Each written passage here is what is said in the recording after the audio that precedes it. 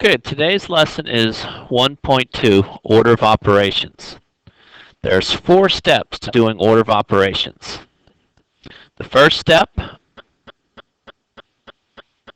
is getting rid of the parentheses, doing everything that's inside of the parentheses. After that, you focus on any exponents you might see, eliminating all of the exponents. Once you've moved away from the parentheses and the exponents, you do these 2 steps together, multiply and dividing from left to right. They go together. And then after all the multiplying's been done and so is the dividing, you can go on to add and subtract from left to right. It's important that you follow that order from left to right. All right, let's get that down. Here's the first example. So we're going to notice that there are no exponents in this problem. So we'll go, no parentheses. So we'll go straight to the exponent part. 32 plus 6 squared, which is 36. After exponents are taken care of, you multiply or divide.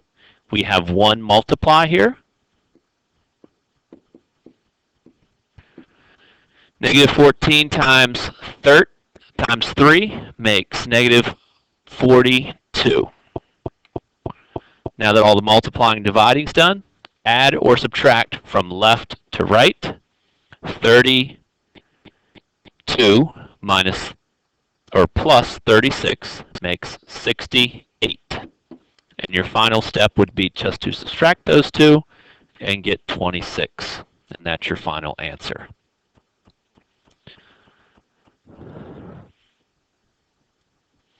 Now, if you understood that one, you should try B on your own first.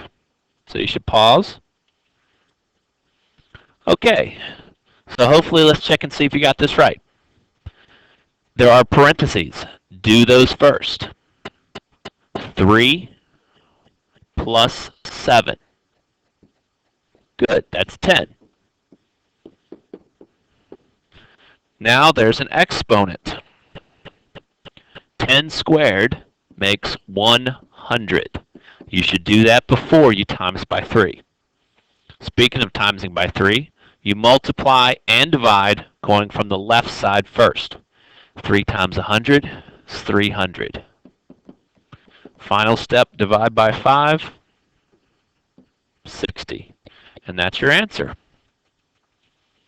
All right, let's do a couple more easy ones before we move on. Here's C. Go ahead and pause and try this one. So you started in the parentheses, I hope.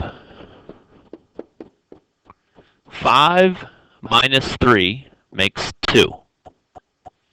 Once the parentheses are finished up, go on to the exponent. Now the only thing that 2 goes with is the 2 that's in front of it. So 2 squared makes 4. Very good. And now I have a divide and a times, but I have to do this from the left to the right. So 27 divided by 3 makes 9. 9 times 4 is the only step left, 36. All right, if you weren't able to get those, say the last one here. Go ahead and pause and try this one. Notice there's no parentheses this time. So I'm going to go straight for the exponent. 2 squared is 4. Multiply and divide, start on the left. 4 times 7 makes 28. There's a second multiply or divide. 4 divided by 4. That's 1. And final step is to add those 2 together, and that's 29. Now, the only further steps I can add to these problems is to add some letters in there. So that's what the next slide shows. Here, we have a problem that has variables in it. But don't worry, all of the variables have been identified over to the right. First, there's A, which is a negative 2. Second is a B, which is going to be 6. And third is C, which is going to be 4. So your first job is to change those variables into the numbers that are listed. So let's go ahead and do this one together. A is going to be a negative 2. Put parentheses around that, because you always need to put parentheses around a negative number. B is a 6, so I don't need parentheses. I just put a little dot and divide by 4. Now, order of operations says do the the parentheses first. So inside our parentheses is 3 times 6. And that's going to be 18. Now, stay inside those parentheses. 18 plus 5. Good, that's 23. Now that everything that has parentheses that you have to do inside is done, you can move on to exponents. Negative 2 times negative 2 is positive 4. Now that all the exponents are done, multiply and divide from left to right. So 4 times 23 is going to make 92. And that leaves only one final step, which is to divide by 4, which brings you right back to 23. Hopefully you notice that if you times by 4, then divide by 4, you're going to come back to the same number. Okay, so the only thing new for this problem is changing the letters first into the numbers. So here's one for you to try. So go ahead and change D into negative 4, F into 3, and G into negative 12. All right, that should have been, if you pause, enough time. So 5 times negative 4, D is a negative 4, plus 6, F is a 3, minus G, which is a negative 12. See, I put the 12 in the parentheses because it's negative. Start inside my parentheses. Multiply. 6 times 3 is 18. Now, I need to do, the only thing left is this minus minus. Now, you should know that when you subtract a negative number, you have that minus minus there. That's going to turn that into plus. So how much is 18 plus 12? Perfect, 30. Now plus 30 or times by negative 4. So let's do the times part first. Multiplication does happen before adding. So negative 4 and 5 is negative 20. Add 30 to that will be your final answer of 10.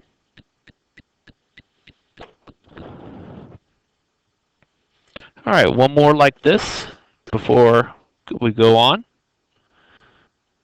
So try to do C here. Go ahead and pause. This should be the most difficult one because I hope you notice that there's negative on each one of these.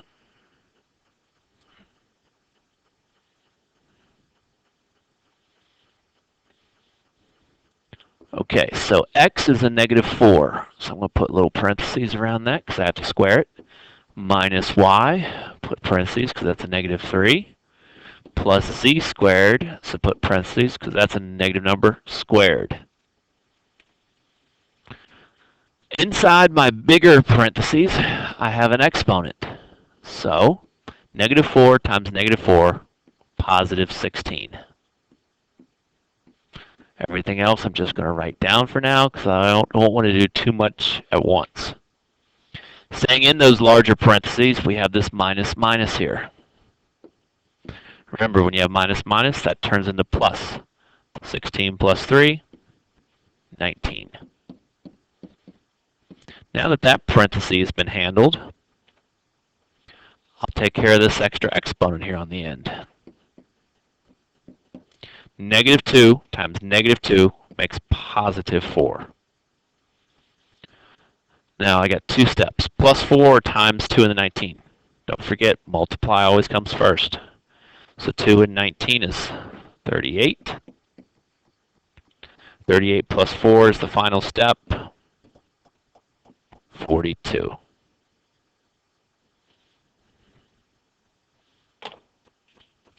Now, the only thing we didn't talk about in the first three slides was square roots and absolute value. So that's what we're going to have here in the last two slides. Notice we have a square root. You are to treat that like a parenthesis. It is a grouping symbol. So do the square root part first. 9 minus 5 is 4. Now you can actually do the square root. The square root of 4 is 2. So use your square root like a parenthesis. Do it first. Now that the square root's been taken care of, the exponent needs to happen. 3 squared is 9. 2 minus 9, negative 7. That's how you do one with a square root. Now an absolute value looks slightly different. It has these vertical lines on each end. What those vertical lines do is after you do the work inside of them, you will make that answer positive no matter what happens. So first up, 3 minus 5.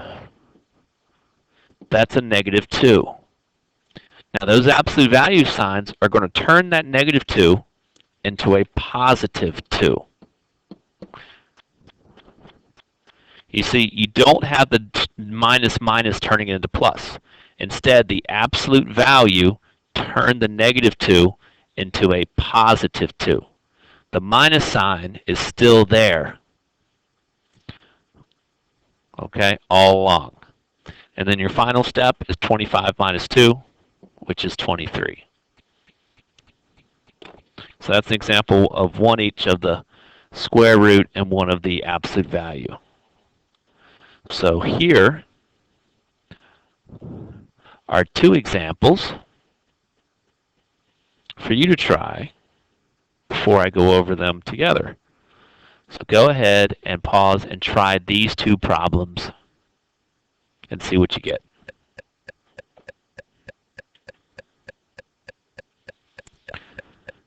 All right, so inside the absolute value, we've got an exponent right there. The absolute value, 3 squared, 3 times 3 is 9. Now we have a second exponent. Negative 3 times negative 3 is also 9. And then 9 plus 9 makes 81. And the absolute value of 80, no, is 18. I wrote 18. The absolute value of 18 is just 18. Remember, if it's already positive, it just stays positive. Now D, see we have two parts. Let's do the square root first. So the square root of 10 squared. 10 squared is 100. 8 squared is 8 times 8 is 64. 100 minus 64 is 36. And the square root of 36 is 6. Now let's do the other side of this problem. The absolute value of negative 11 plus 4. Well, negative 11 plus 4 is negative 7. The absolute value of a negative number is that number positive. So nothing's going to happen again to that. We'll just bring it down next to our 6, add it with our 6, and we'll get 13. And that's the answer. Now the last thing I have to show you is doing the same problems with absolute value and square roots, but where you have to change the variable into the number that's listed. So in this one we have A is -2, B is -6, C is 4. So go ahead and start replacing.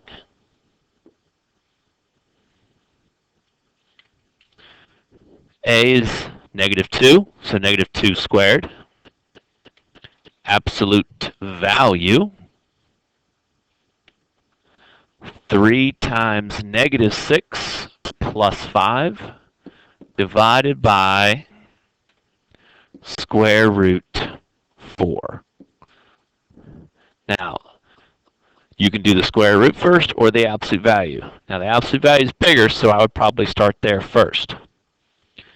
So -2 squared is still outside. Absolute value, -6 times 3 is -18.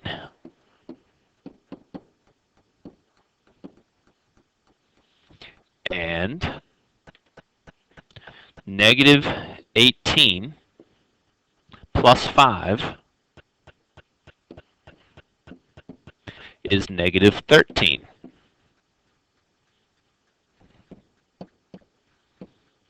And absolute value will take that -13 and make it into a positive 13.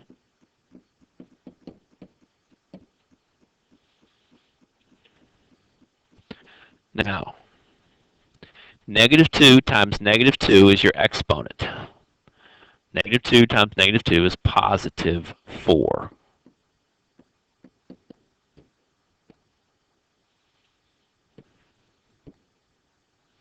Now, order of operations has me doing 4 and 13. That's 52.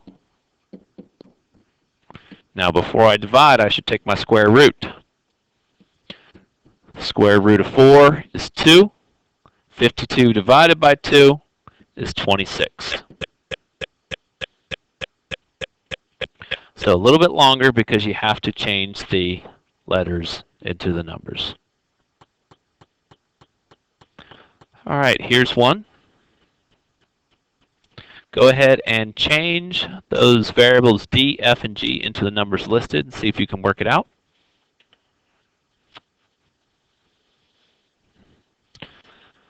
All right, so the absolute value of 5 times -4 plus the square root of 6 times 3 minus a -18. So inside our absolute value, that's -20, because 5 times -4 is -20. And the absolute value of -20 is positive 20. All right, so I did that part. So now let's focus on the square root part. Inside there, I have a 3 and a 6. Those are times together, and I get 18. Hopefully you notice that you have a minus and a minus. Those will turn plus. 18 plus 18 is 36. The square root of 36 is 6. Now if you add that to the 20 that's in the beginning, you'll get 26.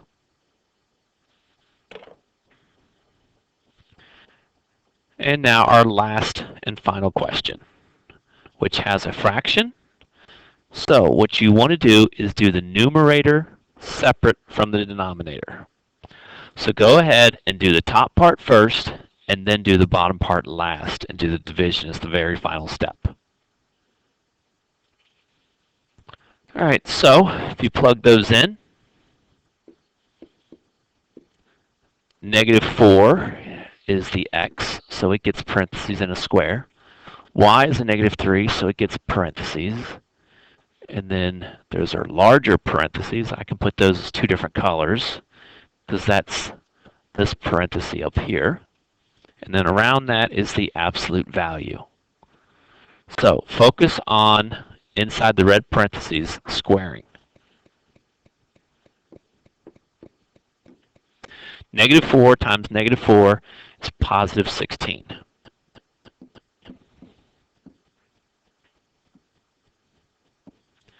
Now if you have a double negative here, those will turn to plus. And 16 plus 3 is 19. Only one final step. Multiply by that negative 2. That would be negative 38. And the absolute value of negative 38 is positive 38. So that's the numerator.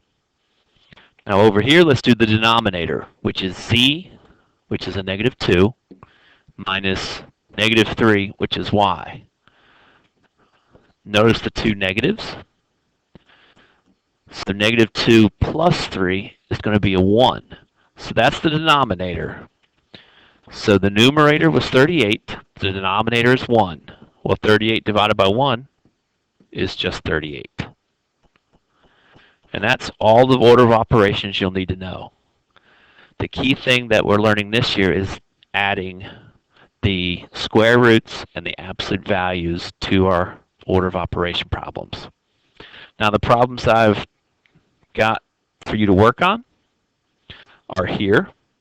So you could pause the slide here, work out these problems.